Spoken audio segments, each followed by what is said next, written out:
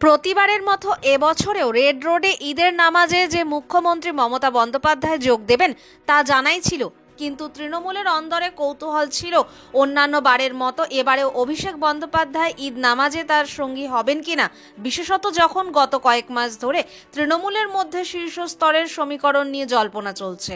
কখনো অভিষেক দূরত্ব রচনা করেছেন, কখনো মমতা প্রকাশ্যে ঘোষণা করেছেন তিনি তৃণমূলের শেষ কথা। তবে মুখ্যমন্ত্রীর ইংল্যান্ড সফরের আগে দুজনের মধ্যে সমীকরণ অনেকটাই মসৃণ হয়েছিল বলে শাসক শিবিরের অন্দরে খবর ছিল। তা আরও বেশি প্রামাণ্য রূপ পেয়েছিল অভিষেক দলের প্রায় ৪,৫০০ প্রতিনিধিকে নিয়ে একটি ভার্চুয়াল বৈঠক করায়, যেখানে উপস্থিত ছিলেন প্রবীণ প্রজন্মের নেতা সুব্রত বক্সী। যে বৈঠকে বক্সী অভিষেককে আমাদের সকলের নেতা বলে অভিহিত করেন।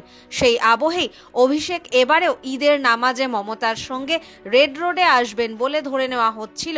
বাস্তবেও তেমনটাই ঘটেছে, ফলে হাঁফ ছেড়ে বেঁচেছে তৃণমূলের একটি অংশ।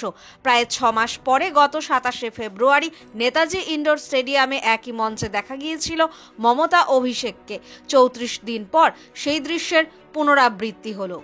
সোমবার সকাল ৯টা নাগাদ রেড রোডে যান মুখ্যমন্ত্রী। তার সঙ্গে ছিলেন তৃণমূলের সর্বভারতীয় সাধারণ সম্পাদক তথা ডায়মন্ড হারবারের সাংসদ অভিষেক এবং মন্ত্রী জাভেদ খান।